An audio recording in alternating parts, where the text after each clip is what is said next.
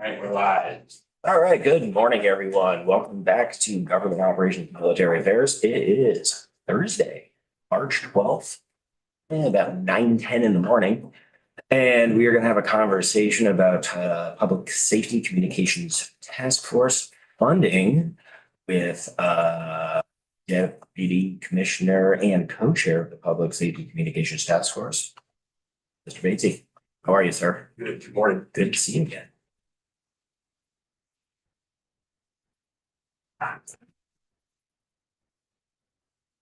Good morning, everyone. Thank you for making time again for me this morning. Thank you too. For the record, my name is Dan Batesy. I'm the Deputy Commissioner of Public Safety.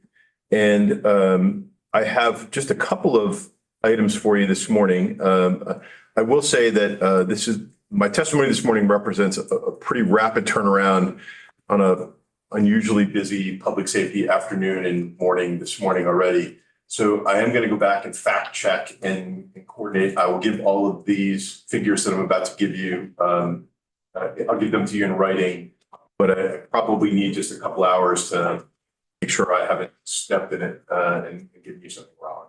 But the good news is that I did have an opportunity to run what I'm about to share with you through Barb Neal, who you may see on this meeting, and then also Paul White, who's the Vice Chair of the Public Safety Communications Task Force. So right now, I'll disclose that I wear two hats. I represent the Department of Public Safety first and the Public Safety Communications Task Force second. And I'll try to make it clear which hat I'm wearing at the particular moment. So perhaps I could start out with my Public Safety Deputy Commissioner's hat on initially. I did want to just clean up one point of confusion from yesterday, and that was some feedback you received from the Division of Fire Safety regarding the Technical Rescue Grant Program as a portion of this bill. There was some initial feedback that we were opposing the grant program. We've clarified that, and I want to clarify that on the record this morning to say we are not opposed to the grant program. The grant program itself is fine. What we do have a couple of concerns about is the composition of the committee and who will manage it, and in particular, putting Mike Cannon in charge of it.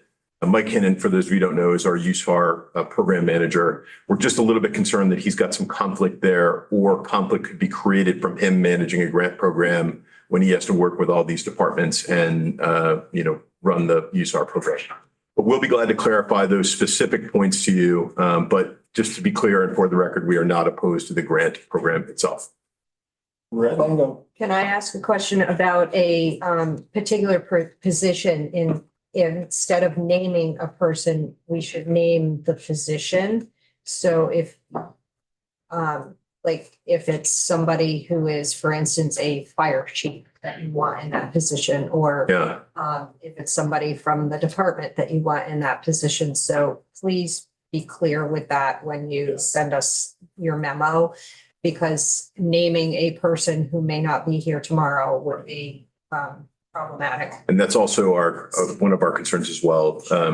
But I'll be glad to follow up with you on that. I don't know what they would suggest for that off the top of my head, but I'm certain we could come to a consensus along the way there. Thank you.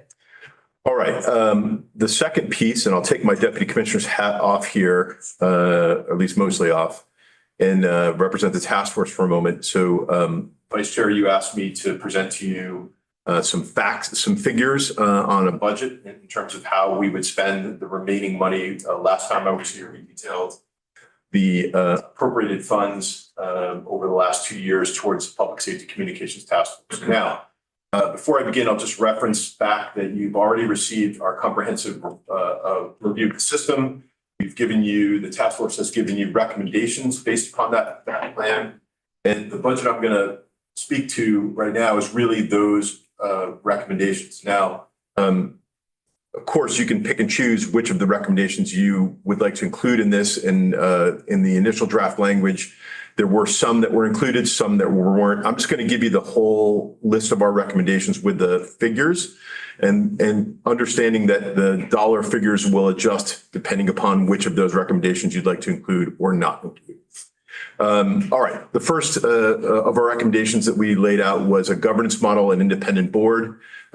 We've had some discussion on that. You know, when I wear my Department of Public Safety hat, we oppose an independent board for that. But that governance model does have a dollar figure attached to it. The dollar figure that we proposed in our task force recommendations was about 1.77 million. Now that number represents a couple of things. In the conceived recommendations, it represents an executive director and some staff, and that is about 500,000 or, again, I'll give you these numbers more specifically in a little bit, but roughly $550,000 a year for staff and support and that sort of thing. I also added into that the cost of developing standards and training, which we estimated would be about, I think that was sort of about $77,000 or something like that. Again, I'll break that down for you. But that total of 1.77 is the total cost of staff and the development of standards and the development of certification and the development of all the things that the governance board would do. Now, your draft did not include governance. I respect that. And I think if we were to come to that conclusion, I think it would be quite reasonable to take that 1.77 million and place it into any number of the other elements that I'm about to detail down. So we could shift on the fly with no problem and go to those other places. Rebecca.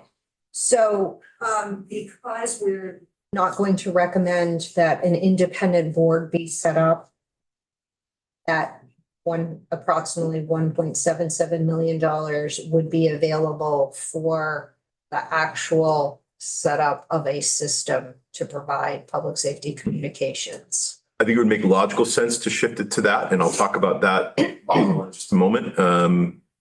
And there were no restrictions on the original appropriation that you had to use that money for a governance system. Yeah, I'd want to verify that before. No, there was no specific earmark for a governance system. Okay. I'd want to verify exactly how the breakdown and the restrictions are before I give you a final answer on any of these. If you could provide that later today, that would be really helpful. I just don't want to do something that was previously decided by the legislature that would violate that.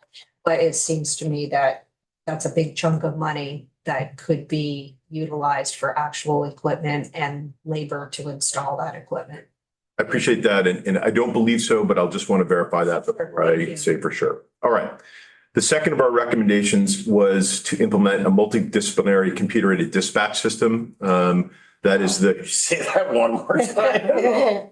I've learned a great deal about the technology of communication since I've started this process. The computer-aided dispatch, or CAD, as we colloquially refer to it, has both an upfront cost and an ongoing cost. So the ongoing cost is the cost of software licensing every single year. We think, now I just want to be very clear with you on this. We've not done an RFP yet. We know that we will want it to talk to the current Valcor system that we use as a records management system for law enforcement. And to do that, we're going to have to get a whole bunch of smart people together in a room and say, design this.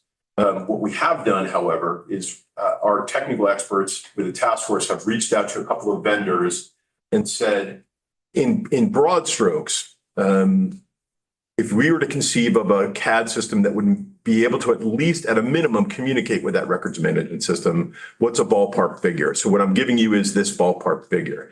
It could be more, it could be less once we get a fully conceived process out there. But I think this is going to get you at least into the ballpark. And what we think with that is that there's probably a $2 million price tag on that, probably a $1 million upfront, and then roughly $250,000 a year for the licensing system. For the licensing, ongoing licensing, and just $200K rolling. $250K roll. $250K rolling. And with the idea being is that that 2 million would give it to us for a 5-year period. Okay. So that would take care of it for the next 5 years. And then we'd have to think about how to fund it. We'd have to either come back to you or talk about fees for the system in general, which we've talked about in our recommendations, although I'm not going to get into that today. All right, so that's the second one. The third recommendation that we offered you was to improve cybersecurity and expand the use of Rapid SOS and state GIS resources.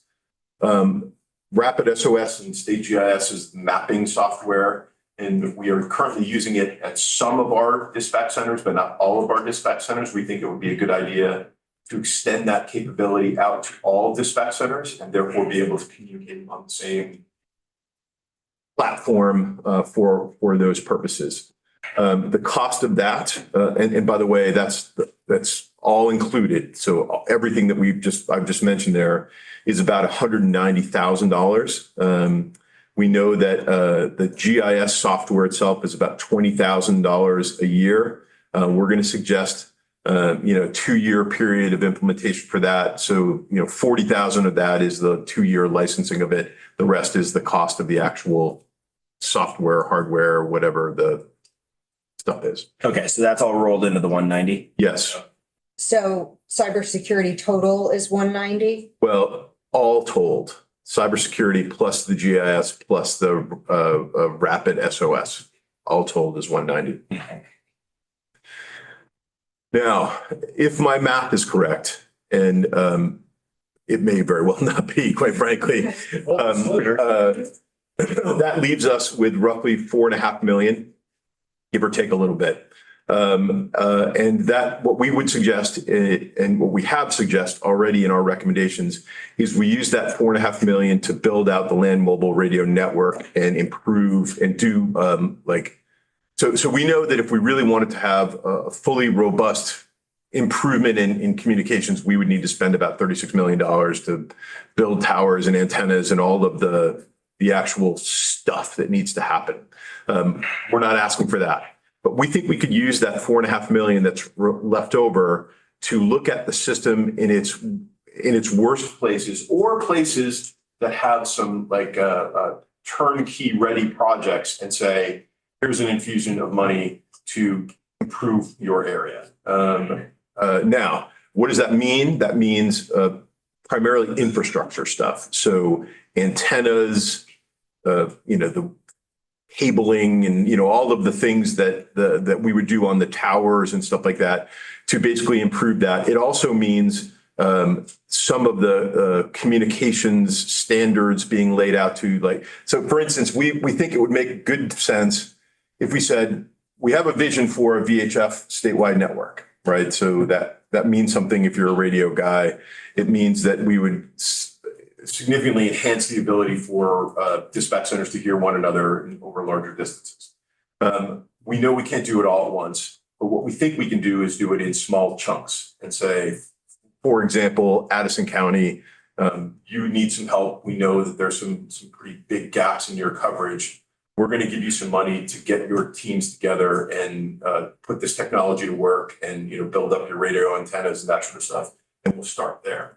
And by the way, I'm not necessarily guaranteeing it will be Addison County. No. I got what you're saying there, man. Yeah. I wouldn't complain if it was. County, but we know you've done some work towards this process with the notion that at the end of this outcome, the improvements that we do, the improvements that we invest in, will be investing in a system of systems. So the work that they're doing would go towards enhancing that broader VHF network, that broader, bigger system. And as we go on, we could continue these projects and say, more money somehow becomes available. Well, maybe Washington County is next, and maybe Windham County is next. We know we can't do it all at once, but we think we could take that money and very efficiently use it to basically for infrastructure improvements. Thank you. So does this include the labor to do all of that? I can give you, so the language that the vendors have given us, I want to be careful that we're using vendor afforded language here, right? Which is always a little tricky because of course it's going to highlight how we're going to use them. But so statewide conceptual design, including tower site selection, simulcast cell definition, site equipment requirements, backhaul configuration, and frequency assignment. So we're gonna, at least in theory, pay some technical experts to say, hey, Addison County, this is how we think you should design it. This is how it would work within the broader, bigger system. Detailed design for one or more proof of concept projects, initial implementation of the chosen pilot projects. So build out of the sites, which means antennas and wires and dispatch consoles and that sort of thing. Again, thinking it in terms of the system of systems, thinking it in terms of the bigger piece. And remember, there's two elements to that. One is the technology element, radios and towers. The other is the dispatch processes and things like that. And I think both of those would have to be in play.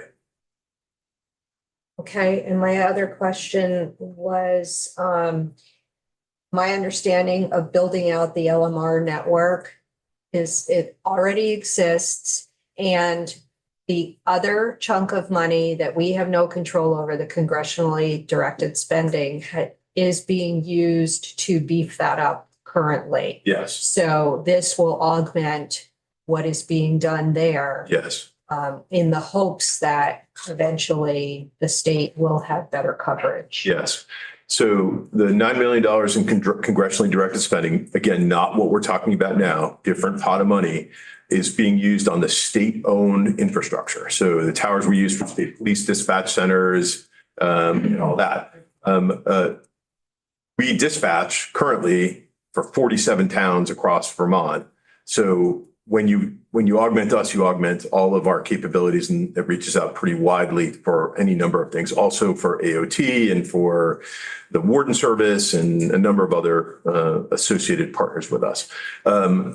So yes, then I think what we're also doing with this is leveraging the work that's going to happen from that project to help us with the non-state-owned assets. So while we're up on the towers, we can also put up the specialized antenna that will enable us in the future, if we decide to use this for a statewide VHF radio network, be able to be utilized. And again, it's significantly less expensive to do it while the guys are already up on the tower than it is 3 years from now when we have to pay somebody to climb the tower again.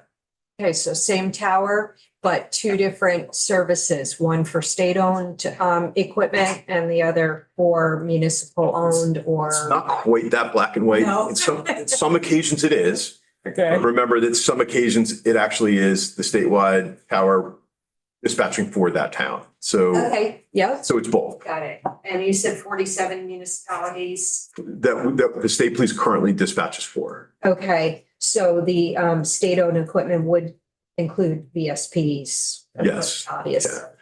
But we're not talking about with the appropriated funds for this, we are not talking about augmenting any VSP related stuff. Okay, this is strictly this for is- municipalities and other entities Correct. that are dispatching in our little towns. Correct. What I'm discussing, the appropriated funds, we're not talking about building any new state police towers or that sort of thing. This is just purely communication for everybody.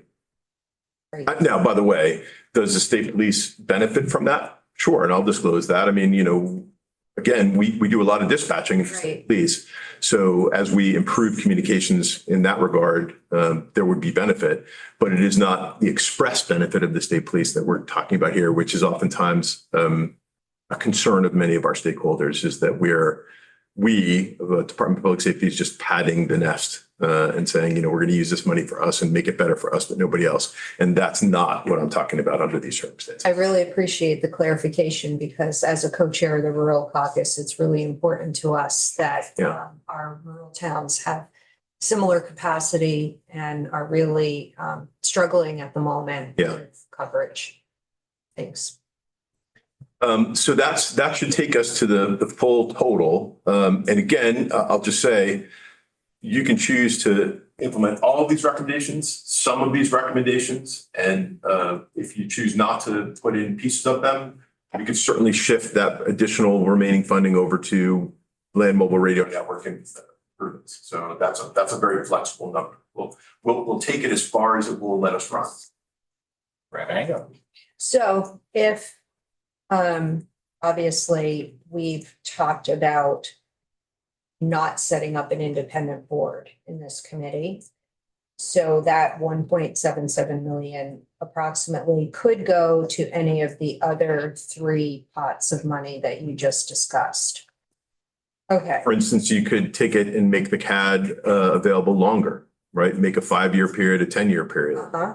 You could take it to, land mobile radio. You could, the other thing that we've discussed, but I didn't include in here specifically because we weren't talking about governance, is fee structures. We could use some of that to say, if we do create a fee structure, is there a way to make this a soft landing for some towns that are going to have a fee that didn't have a fee last year? By the way, we're not there yet, and I'm not here to say we're, ready to start, laying fees out or in any of that place, but we are going to have to think about how to fund this system in the long run. And I think that discussion needs to be on the table. And that's really important. I appreciate you bringing that up because there are some small towns that are already worried about this and have reached out and are obviously very concerned. So we should clarify, there's nothing in our recommendations that suggests anybody should be paying anything more immediately. Again, it's just a future consideration. But for the committee and folks who are listening online, it is important to note that there are entities that are receiving all of these services for free, and there are others who are paying, and that's not equitable. So at some point in time down the road, there may have to be a change to that fee structure, which is what you're alluding to. And that 1.77 million could be used to alleviate that in some That's right. cases. I think what you see with our recommendations from the task force is that our first step is to create a standardized approach, right? The simplest way to address equity is to demand of dispatch centers a standardized approach, right? Whether that's training standards, whether that's quality assurance, whether that's protocol, you name it. I'm not in the weeds on that so much, but we know that we want to say, if you're going to be a dispatch center in Vermont, that we have a certain expectation for you. That immediately brings equity to the table. The next step, once we have those standards and certifications, is to say, okay, now that we know that everybody's playing on the same ball field, let's make sure that everybody is chipping in their fair share. And again, that's complicated and we're not quite there yet. But I think you're absolutely right, Representative, that it's a conversation we have to have because, it's got to come from somewhere. Yeah, we've heard a lot about that from small towns, either those who are paying and those who aren't. So my last question about that $1.77 million, I'm not sure how House Appropriations wants us to structure this language, but I wonder if, and this is just a wonder, if that chunk of money could be something that is left, I don't know the word, but it could be discretionary and it could be up to the task force to advise how to use that money. And I see Barbara Neal is online, so I'd like a reaction from you and perhaps Barbara, if that's something that would be agreeable, if House Appropriations likes that language. I think it makes a lot of sense. But I'll let Director Neal. Thank you.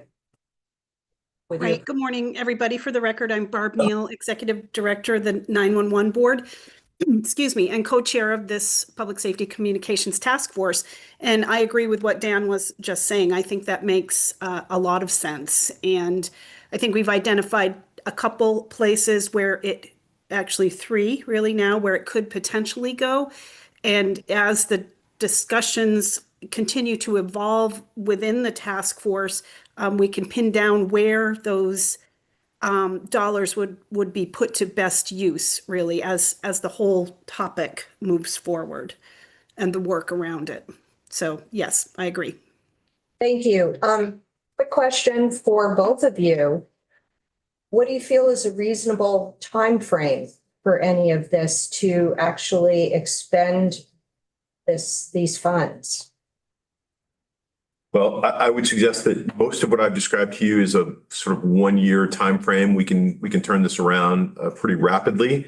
I think the exception to that will be some of the land mobile radio stuff, because We don't know what it is yet. And again, depending upon the project and what that is, I think it would be perfectly reasonable. However, we certainly have some partners that are very eager to start pilot projects. Now, again, I want to be very careful that we don't want to select people just because they're ready to go and want money, that we're going to want to take a comprehensive look at the system and say, where is it most needed? But looking around, there are certainly partners out there who are ready to go with turnkey projects that I think we could at least get a large portion of that encumbered for it anyway. And your RFPs could go out fairly quickly. I don't know how quickly government works. with Yeah. this. I think, oh, go ahead, Dan. Yeah, I mean, I think it's going to take some time. We've historically looked at an RFP for like a CAD in an 18-month process. Okay. However, I think we could certainly get work on the books. I mean, we know that the Valcor system for law enforcement has to be replaced. Or the contract has to be renewed. That ends at the end of this year. We're likely going to have to extend because we know we're trying to account for, do we add this process in? Do we put them both together? Those sorts of things. Unfortunately, it's just not that simple. And there's a lot of complexity. As you have heard from our stakeholders, there's a lot of complexity into this. So, but I think the bulk and substance of work for any of these projects is going to be in that sort of 1 year, year and a half timeframe where we can at least get started and money appropriated in the right direction. Great, thank you. And I think that probably will be acceptable to. I should probably yield to Barb to ask that question as well. Yeah. Yes, I don't disagree with any of what Dan just said. I think a year and a half for CAD is reasonable. And same for at least some of the initial work and identification of partners for the LMR build out. I'm a little bit less familiar with what exactly that would entail and the timelines, but I don't think it would be much different perhaps than a CAD implementation. We could certainly show you progress on it. We know that our folks are going to be up on the towers this fall, right? So that's going to happen whether you give us any money or not. So if there is money to be spent there, they're already up on there. So there's going to be work that's immediately accessible to us. And again, like I said, there's a lot of very willing partners that want to. I have one more thing to add, actually. Sure. Just the expanded use of Rapid SOS and the line item that goes with that. It's part of a bigger line item, I believe, the way it was presented earlier. That's another thing that can happen right away or like within the coming months. So Rapid SOS is the mapping solution that's already in place with the 911 system. So this is really to support an expansion of access to that through an existing contract. Well, there would need to be an amendment, but the pieces to that, the foundations of that are already in place. So that could happen fairly quickly as well. Okay, thank you. I appreciate that. And one last thing, one last thought that I'm having is building into this bill, the ability for the task force to come back to the legislature and give a report on progress. And thinking that maybe by the time we reconvene next January, is that a possibility? Is that agreeable to you all? I think that's reasonable if you're looking for a status report on whatever it is that it gets approved here. I think that's perfectly reasonable. That's exactly what was going through my head is I think it's reasonable. You know, just I guess it depends on how comprehensive a report you want. If it's just a status report, no problem. I think we can talk about that as a committee for sure. But I think it might be reassuring to House Appropriations if we keep up with this and show that you're making progress and that you're going to have what you need to get the job done.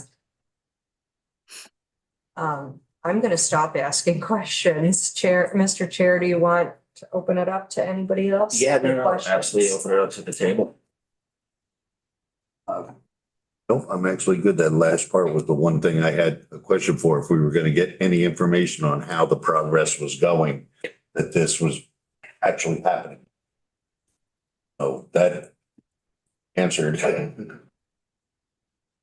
I don't think our stakeholders will let us mill about long on this. There will be no milk. Actively looking. Sorry, that's a joint assembly joke. Mild milling. Yeah, mildly milling about. Anyway, all right, committee, that was a great slug of information and insight from our guests. Barring any other questions, we're still trying. I just want to thank you all for coming through with this in a concise manner and with consensus and so quickly. I'm just Yeah. really amazed at how you've come together. And grateful. Yes. I don't want to leave out the gratitude. Yes. Well, we should also reflect the work of our team, the task force, not just Barb and I, but any number of our consultants and our vice chair have all contributed to this in the last 24 hours. Great. Thank you all. I will come back. I will just check my math on this and then I'll get it to you by the end of the day.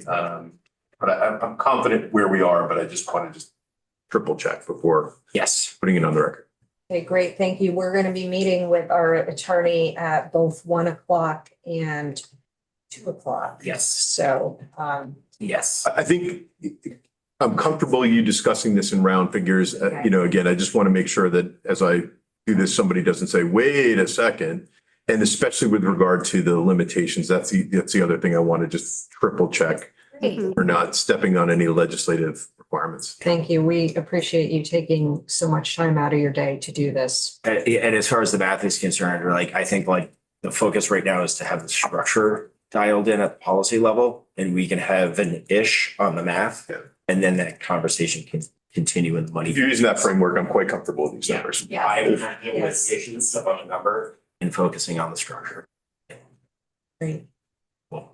All right, committee. Right now, we were trying to get some folks to come in at 10:30 to discuss another section of the bill, but they are unavailable. So as of now, we have tons of other bills that we're tracking. We have floor reports that we can work on. I know there is no shortage of constituent emails and other activities. So right now, I'm going to say we may come back at 11, but that is an open question at the moment. So I'm putting a maybe back at